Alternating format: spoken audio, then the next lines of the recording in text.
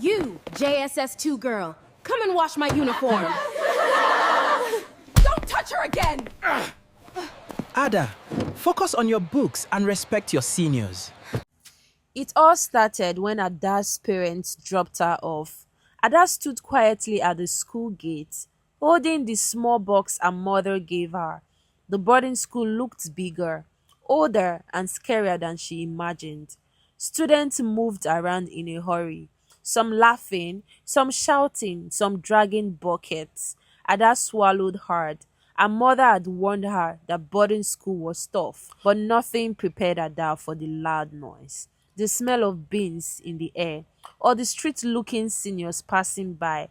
As Ada walked in, she felt a strange mixture of fear and excitement. She wondered if she would survive here, or if the stories she had heard about bullies were true. Still, she whispered to herself, I will be strong. She didn't know life was about to test that strength in ways she never expected. When Ada entered the hostel, she immediately noticed two girls arranging their lockers. One was chubby, with dimples and a loud laugh, Chichi. The other was slim, dark, and wore glasses, Amara. They both looked up and smiled at Ada, instantly warming her heart. They helped her find her bunk space and even offered to share their provisions. For a moment, Ada forgot her fears. They talked about classes, food, seniors, and all the strange stories they have heard. Amara warned her about Senior Fumi, and Chichi joked about running away if things became too tough.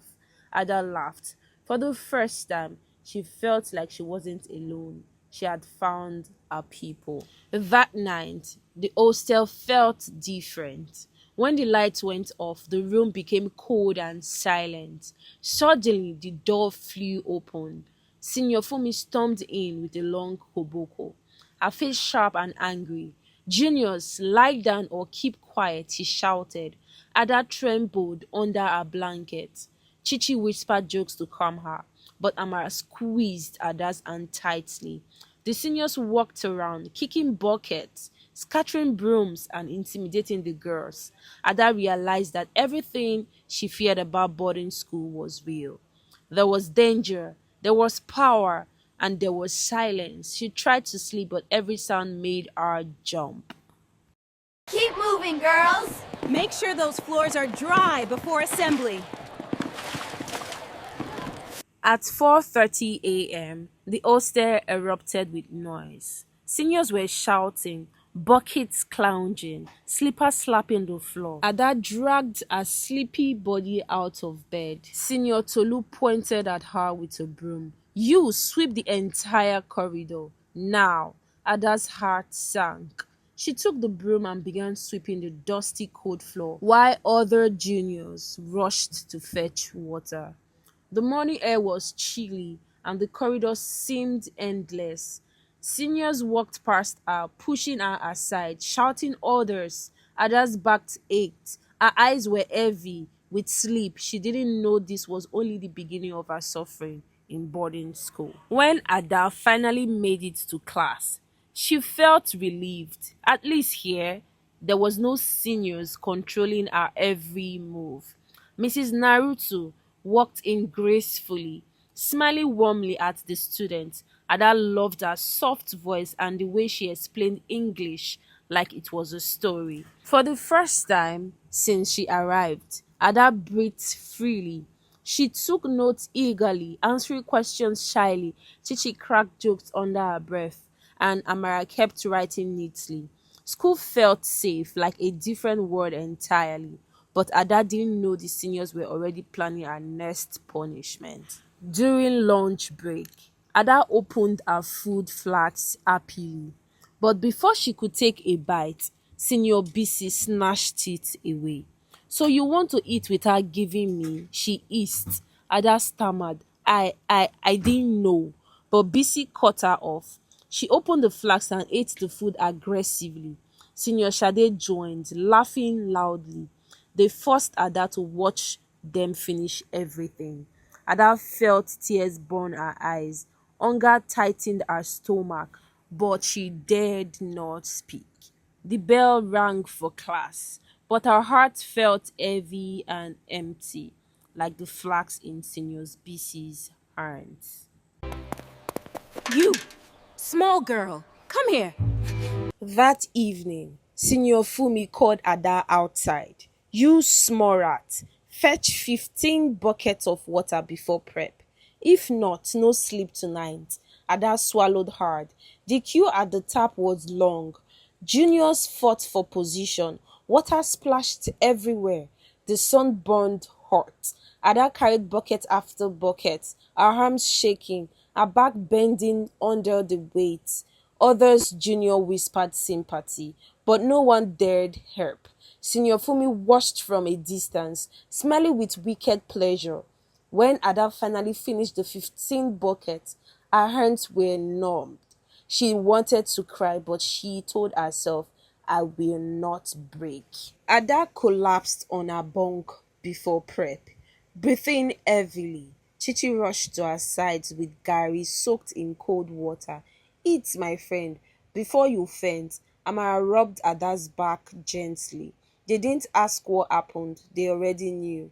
Ada smiled weakly at her friends, grateful beyond words. One day we will leave this place, Chichi joked, and we will laugh at all these witches. Amara nodded. Just stay strong, she whispered. In that moment, Ada realized that even in darkness, there are small lights, friends who hold you up when the world presses you down. During ninth prep, Ada tried to concentrate, but seniors kept sending her on errands. Buy me pure water, bring my book. She rushed around endlessly. Eventually, Mr. Okoro caught her outside the class. Why are you roaming around during prep? Ada couldn't speak. She didn't want to get into trouble with seniors. Mr. Okoro sighed. Go back inside. Focus on your books. His voice was gentle, but Ada felt pain in her chest. She wanted to say the truth, but fear sealed her lips. Early the next morning, Ada carried a bucket to the bathroom. She had warmed water earlier and kept it aside. But when she got there, she noticed her bucket was moved. Before she could react, Senior BC pushed her. Use that one instead. Ada poured the water on her hand and screamed. It was boiling hot water. Her hand burned instantly. She dropped the bucket, shaking in pain. Seniors burst into laughter. Ada felt defeated. She could not understand how people could be this wicked. Ada's scream echoed across the hostel. Mrs. Ugbokwe rushed in with a big wrapper tied around her waist. What happened here? She shouted. Seniors quickly pretended to be helpful. Matron, Ada is careless, so she poured the water on herself. Ada tried to explain, but fear choked her voice. Mrs. Patricia examined Ada's hand and frowned. Go and bring ice, she commanded the other juniors. She didn't look convinced, but she let it go. The senior smirked behind her back. Ada felt helpless. Even when adults appeared, the truth still hid in silence. That night, after light out, the girls whispered spooky stories. Chichi claimed the school had a witch that walked the corridors at midnight, with long nails scratching the walls. Amar added that seniors swore they saw a shadow floating near the toilet last term. Ada listened with her eyes wide opened, her imagination running wild. The wind outside hollowed softly. A bucket fell somewhere in the corridor. Everyone froze. In the darkness, every sound felt supernatural. Ada pulled her blanket closer. She didn't know whether to be scared of witches or the living humans who tormented her daily. Around midnight, Ada woke up suddenly. She heard footsteps outside, slow, dragging steps. Then she saw a shadow pass by the window, tall, thin, and moving strangely. Her heart stomped loudly. She held Chichi's hand tightly. The shadow paused, turned, and the sound of nails gently dragging across the wall filled the air. Ada almost screamed. The figure moved away slowly, humming a strange low tune. Ada buried her face in her pillow, praying silently. That night, sleep refused to return. You think you can wear this? Go and iron it again.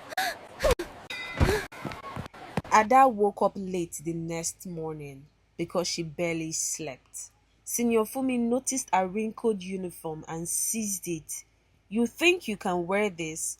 Go and iron it again. Prep bell was ringing. Seniors forced her to wear the crumpled uniform, knowing teachers would shout. When she got to assembly, her shirt looked rough. Students whispered. Ada felt small and embarrassed. Senior Fumi stood proudly, pretending she didn't know anything. During assembly, Senior Fumi pointed at Ada. She's dirty and unkempt. She lied. The principal frowned and warned Ada in front of everyone. Chichi and Amara clenched their fists in anger. Ada kept her head down. Swallowing tears, she felt powerless, blamed for something she didn't cause. Yet she refused to cry. She reminded herself again of her mother's words. Hold yourself with dignity. Ada stood straight even though her heart broke quiet. My dear, don't let anyone break your spirit. Boarding school is tough, but you are tougher. After assembly, Mrs. Naruto pulled Ada aside. My dear, don't let anyone break your spirit. Her voice was soft and reassuring. She cleaned Ada's tears gently. Boarding school is tough, but you are tougher, she said. Ada felt warmth spread through her chest. No one had ever spoken to her like that since she arrived. For the first time, an adult saw her pain without saying a word. That small moment of kindness felt like sunlight after a long storm. Don't touch her again! Who do you think you are? They will punish all of us. Later that day, Senior Shade slapped Ada for walking too slowly. Chichi snapped. Don't touch her again, she shouted. Shade turned angrily. Who do you think you are? A heated argument started. Other juniors watched fearfully. Amara pulled Chichi back, whispering urgently, they will punish all of us. The atmosphere cracked with tension. Ada stood frozen, torn between sadness and gratitude. She had never seen anyone defend her before, even if it meant danger. You, small girl, come here. The next morning, Senior Fumi punished Ada again. Fetch water for the senior room. 5 buckets each. Ada's back still hurt. Her legs weak, but she obeyed. The tap area was chaotic. Buckets everywhere. Students pushing. Ada fetched repeatedly, her feet dragging. Chichi tried to help secretly, but seniors chased her away. Ada's finger wrinkled from water. Her arms felt like they would fall off, yet she didn't stop. She didn't want another punishment.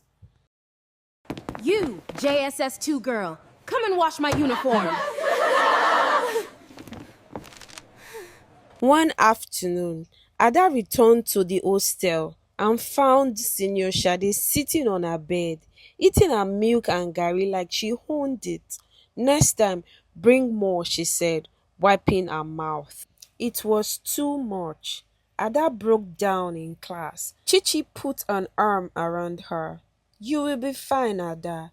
Don't let them break you. Those words kept Ada standing. Teachers knew bullying existed, but pretended not to see it. Mr. Okon would look away whenever seniors threatened juniors. Silence became survival. By evening, Ada felt dizzy. Her head was hot, her throat dry, her body weak. She collapsed on her bunk. Chichi touched her forehead and gasped. She's burning. Ada rushed to bring water. They covered her with wrapper, whispering comforting words. Ada's vision blurred. The room spun slowly. She heard distant voices. She felt cold and hot at the same time. Her body couldn't handle the stress anymore. When Mrs. Patricia Igbokwe discovered Ada's condition, she panicked. Who did this to her? She shouted. Seniors pretended not to hear. The matron lifted Ada gently and rushed her to the clinic. On the way, she muttered angrily about wicked children and the suffering of juniors. Ada drifted in and out of consciousness. For the first time since arriving, she felt safe in an adult's hands.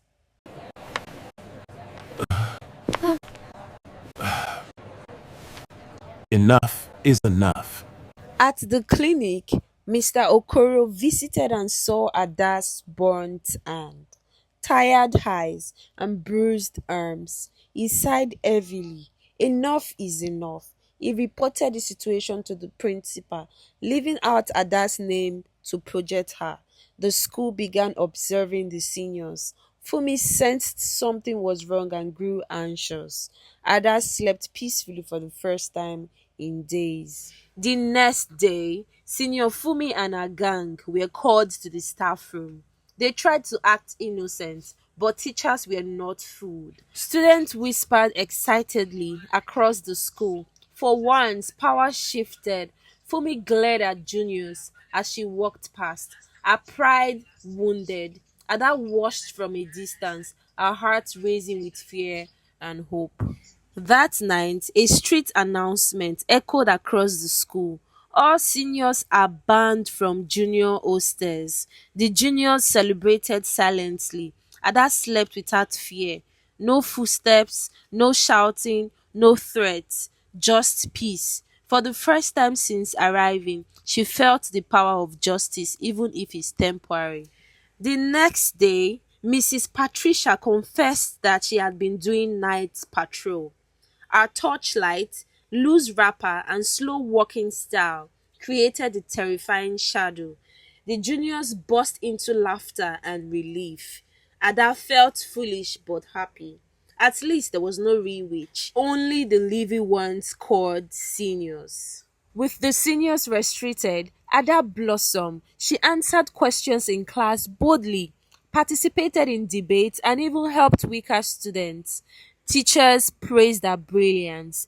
Chichi called her our new superstar. Ada felt proud for the first time. The girl who arrived scared had grown stronger. A week later, Senior Fumi approached Ada quietly. Her eyes were downcast. "I'm sorry." The words were small, forced, but they were still words. Ada nodded politely. She didn't hate her, she just wanted peace. But deep inside, Ada knew she could never feel safe in that school again. By the end of the term, seniors were punished severely.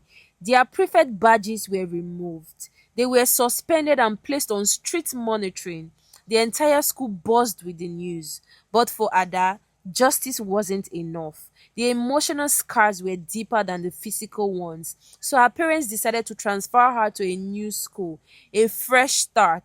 As Ada packed her box, Chichi and Amara hugged her tightly, tears flowing. "Don't forget us," they whispered. Ada smiled through tears. Never, she walked out of the school gate stronger, wiser, and ready to begin again. Her story wasn't one of defeat, it was one of survivor. Thank you for watching this beautiful story. Please subscribe to my YouTube channel, Taze by Sosa. Bye.